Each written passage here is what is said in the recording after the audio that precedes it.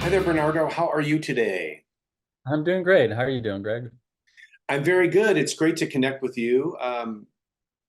What a wild film. There's time travel pills. There's a black hole in somebody's chest. Wonderful Mary-Louise Parker's chest in this movie.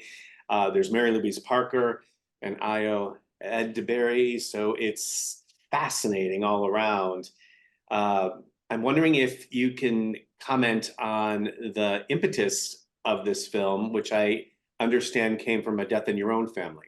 Yeah, actually wasn't a death in my own family. I mean, there have been deaths in my own family, but the specific impetus was my producer Ben Cohen. I very close with him. I worked with him on all my movies. He produced this movie, and hopefully will produce all of my movies into the future.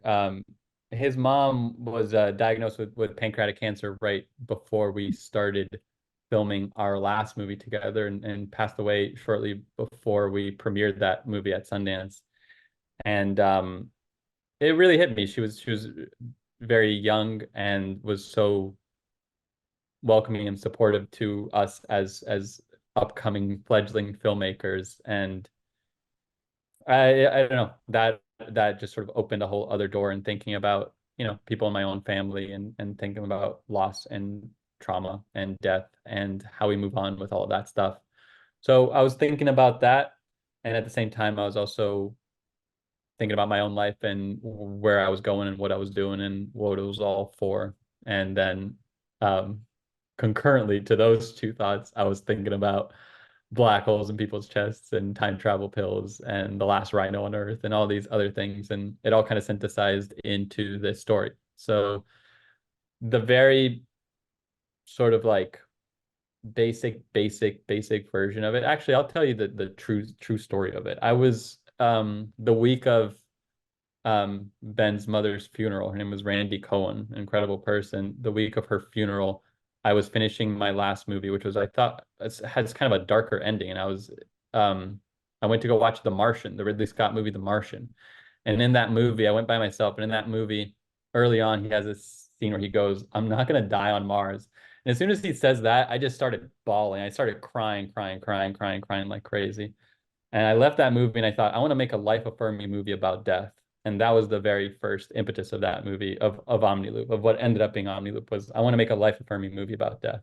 So very long answer, but that's the God's honest truth, as they say. I love that that movie sort of sparked the creative juices flowing. Yeah, it's a good movie, but yeah, yeah. Right. Now, Mary Louise Parker is really, I mean, she's great in so many things. She's really great in this. This is sort of a fascinating film where someone is taking these pills, goes back in time. She's a quantum physicist. She's trying to figure out what's going on with her. She's trying to find a remedy. Can you talk a little bit about Mary Louise Parker and what she brought to the role, and what may have surprised you about her performance, and how exciting it was to actually be with her? I mean, working with her was incredible. She's not just a great writer, but she's a great collaborator, a great writer. Or sorry, she's not just a great actor; she's a great writer as well. And so I just really trusted her. I trusted her input on scenes where she was like, "Oh, I think this can be a little bit stronger, or maybe we don't need this line here, or oh, what if this happens?" 95% of the time, she was right. 5% of the time, I was right, but 95% of the time, she was right. And she was great. She has a really great, a very keen sense of drama. She just understands it in her bones, and is just very smart about it. I think she also is a mother and knows what it's like to be a mother. And so much of this movie is rooted in that, in parenthood, in raising children, and in growing up. And I think she's gone through it. She has two incredible children. They're the best. They're um, and I think she really had an understanding of what that dynamic actually is, that made it so much richer than it is on the page. And so that was the most sort of fun and fulfilling stuff about being on set to me, was just watching her make those interactions with the family just feel so real and believable. And there are scenes where she's talking sort of small intimate scenes, and as she's talking, she's relaying a memory, and I can see the memory in her eyes as though it was like a real thing that happened to her, even though it was just something I wrote into the script. I'm watching it and I believe her. So oftentimes on set, I'm in tears behind the monitors. She was just incredible. That's wonderful. And Io, of course, has captured our attention from The Bear and other things. Was it a kind of a coup to get her? Have you watched The Bear? Yeah, yes. I've watched The Bear. I'm not all caught up on The Bear, so no spoilers, but I watched The Bear. I think it's incredible. I love that show. And not just Io, but we also stole Chris Witaski from it, even though that was different. We had Chris before we had Io, but he's also from The Bear. That whole cast in that show is incredible. I was a fan of Io's from before The Bear. I was a fan of hers as a comedian, and she had used to go on this podcast that I called Hollywood Handbook that I just think is just so funny. And I just always thought she was great. And it's not surprising to me that she is like the biggest person in the world right now because she deserves it. She's supremely talented. And, I'd be disappointed if she never wrote and directed her own movie because she's not just like an actor, but she's a real filmmaker and a real cinephile too. So yeah, I feel really lucky to have her in the movie, of course, because I think more people will pay attention to it. But I think way more than that, I just feel lucky to know her as a person and to know her as a friend. Both of them, Mary-Louise and I, are like just very important people to me as friends, and I hope they know that. I think they know that. It's beautiful. What was it like for them to work together? Was there an instant chemistry? What did you observe in them working together and even behind the scenes? Yeah, they got along too well almost. It was, it's then you feel a little bit like a headmaster trying to say like, wait, we must get back to work. No, they were both super professional.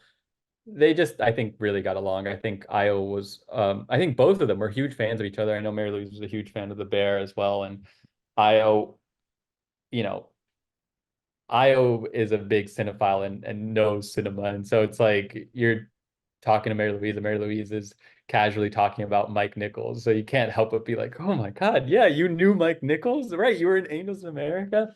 So I think they got along really well and they had a great relationship. I feel like those weeks when it was just the two of them were the most fun stuff to shoot. Just like, yeah, in those tiny little Miami apartments. Exactly, exactly. I sense that you're more interested in the emotional implications of the actions that take place here rather than the kind of scientific ones, because it's a very emotional movie. Can you tell us what you really wanted we viewers to take away from this? Yeah, I don't know if there's anything too like prescriptive where I was just like, I hope they watch the movie and then they feel this way about it. The fact that anyone watches anything I make ever is just already so incredible. I would never be presumptive enough to think that, they should have a certain feeling about it or to even expect them to have a certain feeling about it. If they watch the movie and 10 minutes into it, they're like, I don't know, I'm kind of bored, but this reminds me of something and I'm going to call an old friend of mine. That rules. If this makes them call an old friend, even if they don't like the movie, like, movies are not the most important thing in the world. And all I'm trying to do with this movie is offer something up that can either be entertaining or emotionally resonant. It could be a distraction or it could be something that helps you process grief or death or anything like that, or it could just be like a fun like what if science fiction time travel thing. However you want to approach the movie. I mean the fact that anyone would devote any of their life to a movie I make is like that's crazy. It's crazy. So Was, um was there any particular filmmaker or genre that really influenced you to become a filmmaker, a storyteller? yeah, it's an easy question to answer, but maybe doesn't give the whole truth. But again, I'll give you the God's honest truth about it. Charlie Kaufman made me want to be a writer and adaptation specifically, which is a strange movie because it shows how awful it is to be a writer. But I remember watching that movie as a kid and thinking like, I want to write a script that's this good. I want to write something that's this perfect. And then it's a strange answer for Omni Loop because you don't see it in the movie at all. But Tarantino, when I was 13 years old, made me want to be a filmmaker because I'm watching Pulp Fiction, I'm watching the adrenaline shot scene, the hypodermic needle scene, and I'm like, I've never seen anything like this. I'm like at the edge of my seat, and that to me, I was like, yeah. So along the course of my film journey, it's, you know, there's been a bunch of other names, and Bergman and Kieślowski and Apichatpong Weerasethakul and Andrew Bujalski and this Scorsese and Cuarón and all sorts of filmmakers that Sam Raimi, huge influences. Yeah, I love movies. But yeah, those very early ones, those sort of like 13, 14 years old, want to be a filmmaker ones, it was Charlie Kaufman and Quentin Tarantino. I think it's so great. Yeah. Well, obviously, amazing people. All right. Well, one last question for you. Who would you love to direct or write for next or in the future? Let's see. There's so many people that I love that I think are incredible. Let's see. I feel like there is someone like recently that I was like, oh my God. Um, this I know I have a good answer for this, and I can't think of a single actor. You know who I think is really fun? This is a bizarre answer, but it just popped into my head. Tracy Letts, the playwright, has been acting more and more, and I thought he was so good in this HBO show Winning Time, where he played the coach, and I just thought he was great. Also, Adrian Brody, who was also in that show Winning Time, who did an incredible job playing Pat Riley. So I'm talking a lot about Winning Time right now, but I don't know. There's so many people. This is a good answer. This is a good answer. Anna Fabrega, who I worked with on List of Spookies, I wrote on that show with Julio Torres and Anna Fabrega. Anna Fabrega is one of the funniest people I've ever met in my life. I want to like do a whole I wouldn't do something for her. I don't know what, but she's just the funniest, and she writes for herself, so she doesn't need me writing for her. But I think she's a supremely talented person. So, and if people haven't watched Those Spookies, they should go watch that show because I'm so proud of being a small part of that show. It's like the best. So fun, so fun. And it's great to talk to you, and congrats on this. I think people will be pleasantly surprised. It's deep, it's interesting, it's thought provoking, and the two actors are phenomenal. So Thank you. Yeah, I really appreciate it. thank you. You have a great day. You too.